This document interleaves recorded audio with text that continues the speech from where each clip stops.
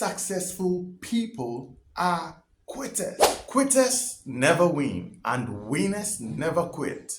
This is one of the many lies that I believe I've heard being purported from generation to generation throughout the years. It has left many in jobs or doing things they do not like and feeling very miserable in life. But the question is, if you don't like where you are heading or where you currently are, then why not do something about it? And this is where all winners get it right from the rest. They say goodbye to what is not serving their best interests and move on to something else. In plain language, they quit. Therefore, all winners, despite popular opinion, actually quit.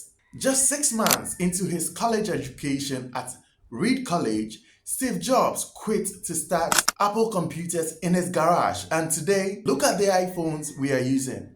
Just because he was bold enough to let go of what wasn't serving him right. He once said, "The minute I dropped out, I could stop taking the required classes that didn't interest me and begin dropping in on the ones that looked interesting." We've been programmed to think as though going to school and going through the education system is what makes you successful. Well, count all the university and college graduates and compare that to the number of successful people in this world.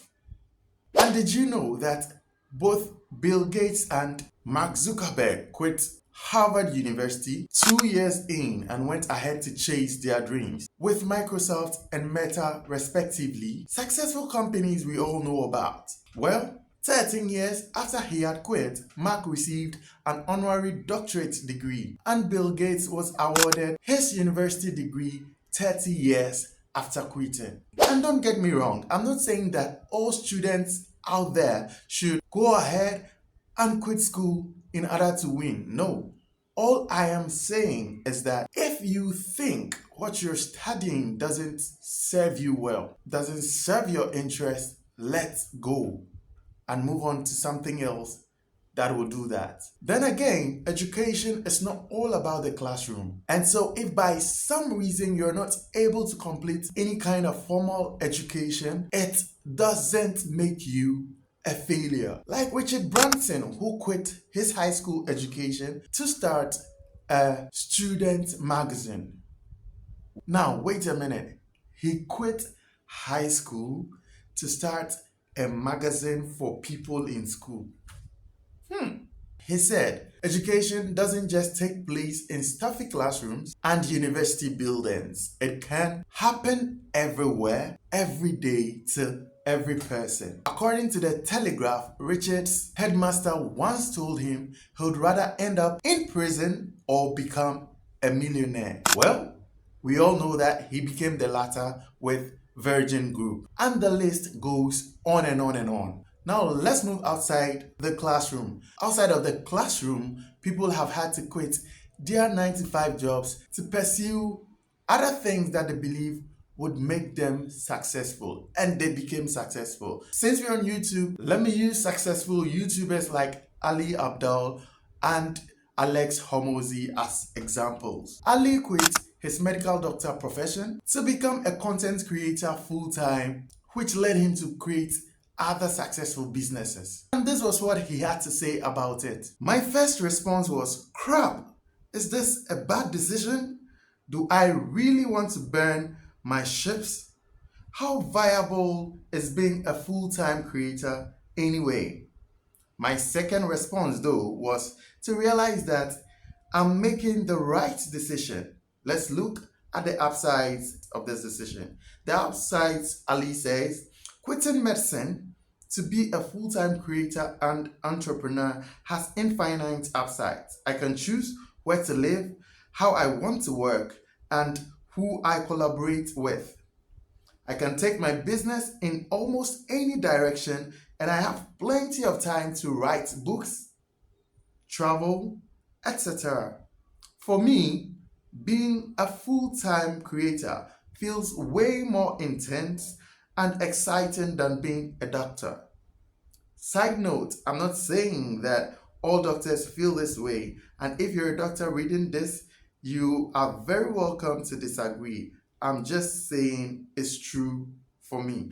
Today, Ali has millions of subscribers and millions of views on his videos, and his other businesses are also doing well. Imagine if he stayed stuck being a doctor and didn't follow his dreams, didn't quit being a doctor.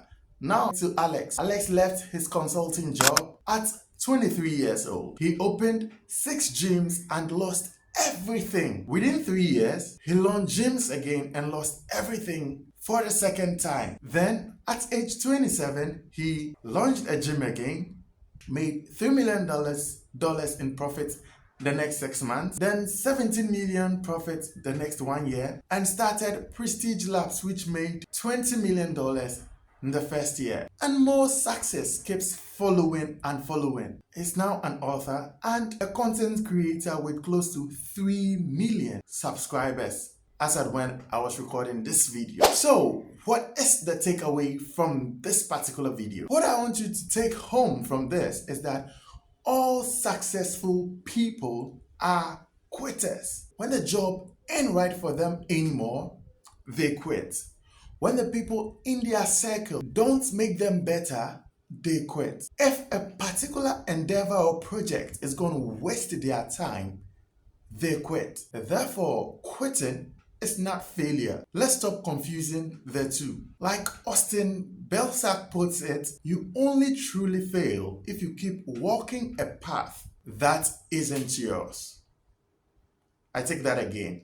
You only truly fail if you keep walking a path that isn't yours. Let's think about it. So don't be afraid to give up the good, to go for the great. Quit to win.